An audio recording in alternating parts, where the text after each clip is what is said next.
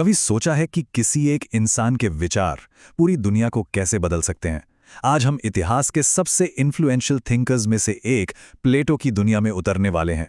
लेकिन देखिए, उनकी विरासत को समझना एक पहेली सुलझाने जैसा है, और आज हम मिलकर उस पहेली को सुलझाने वाले हैं। तो आज का सबसे बड़ा सवाल यही है, प्लेटो के नाम से इतने सारे काम जुड़े हैं, तो हम उनके असली दर्शन को, उनकी असली सोच को कैसे समझें? ये एक मिस्ट्री की तरह है जिसे आज हम अनकवर करने जा रहे हैं। चलिए शुरू करते हैं। प्लेटो के नाम से करीब करीब 36 से 38 ग्रंथ जुड़े हुए हैं, लेकिन विद्वानों का मानना है कि उनका असली काम, उनका ऑथेंटिक कोर सिर्फ 28 ग्रंथों में मिलता है।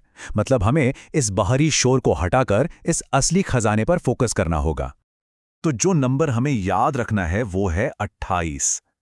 यही वो खजाना है जिस पर स्कॉलर्स फोकस करते हैं प्लेटो को सच में समझने के लिए। 2662 पन्नों में फैले 28 ऑथेंटिक ग्रंथ। अब सवाल यह है कि इन 2662 पन्नों को समझे कैसे? इसका जवाब है, इन्हें एक रुकी हुई फिलॉसफी की तरह नहीं, बल्कि एक सफर की तरह देखने में। एक दिमाग के बदलने की, उसके डेवलप होने की कहानी। और ये सफर 4 अलग-अलग हिस्सों में बटा हुआ है। यही है हमारा रोड मैप। हम प्लेटो के विचारों को एक वफादार छात्र से, एक आजाद गुरु बनने तक, और आखिर में एक प्रैक्टिकल रियलिस्ट बनने तक इन 4 स्टेजेस में देखेंगे। तो चलिए सफर शुरू करते हैं पहले पड़ाव से, सुकरात की गूंज।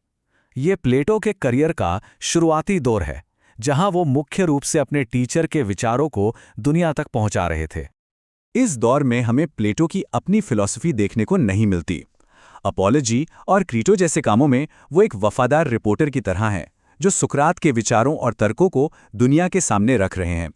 ये स्टेज बहुत जरूरी है, क्योंकि यही सुकरात के दर्शन को समझने की हमारी नींव है। अब हम आते हैं दूसरे पड़ाव पर, और यहां से चीजें सच में दिलचस्प होने लगती हैं। ये प्लेटो का टर्निंग पॉइंट है, जहां वो अपनी एक अलग, एक यूनिक फिलोसॉफिकल आवाज बनाते हैं। इसे प्लेटो का गोल्डन एरा कह सकते हैं। यहां वो सुकरात की परछाई से बाहर निकलते हैं और अपने ओरिजिनल प्रिंसिपल्स की नींव रखते हैं, जिसमें उनका मशहूर थियोरी ऑफ आइडियाज भी शामिल है। अब प्लेटो सिर्फ एक रिपोर्टर नहीं, बल्कि एक क्रिएटर बन चुके हैं। और ये बदलाव हमें उनकी 2 सबसे मशहूर किताबों में साफ साफ दिखता है। द सिंपोजियम कला और प्रेम के नेचर को एक्सप्लोर करता है, जबकि द रिपब्लिक न्याय का एक गहरा एनालिसिस पेश करता है।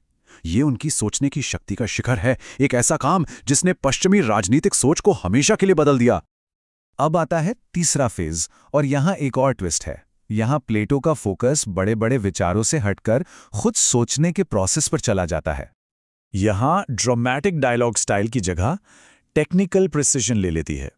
सोफिस्ट और स्टेट्समैन जैसे ग्रंथों में प्लेटो अब ये नहीं पूछ रहे हैं कि क्या सोचना है, बल्कि ये पूछ रहे हैं कि कैसे सोचना है।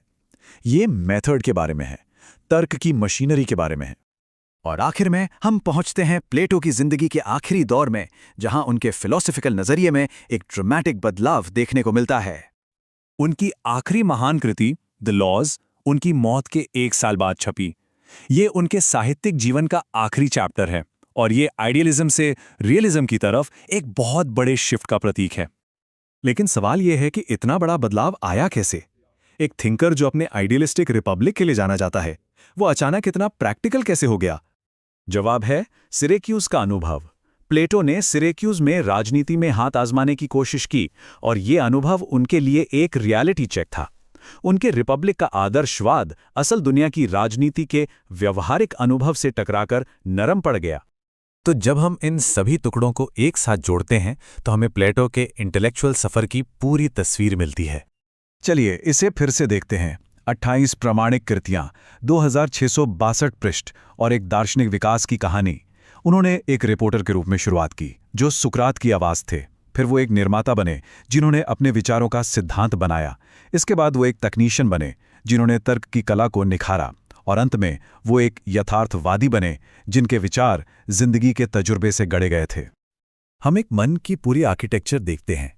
ये एक ऐसी इमारत है जो रातों रात नहीं बनी, बल्कि जिंदगी भर की सोच, बहस और हाँ, कड़वे अनुभवों से बनी है। और ये हमें एक आखिरी सवाल पर छोड़ जाता है। प्लेटो ने दिखाया कि विचार कभी स्थिर नहीं होते, वो अनुभव के साथ बदलते रहते हैं, इवॉल्व होते हैं। तो सोचने वाली बात यह है कि हमारे अपने समय में कौन से महान विचार हैं जो अभी भी बदल रहे हैं।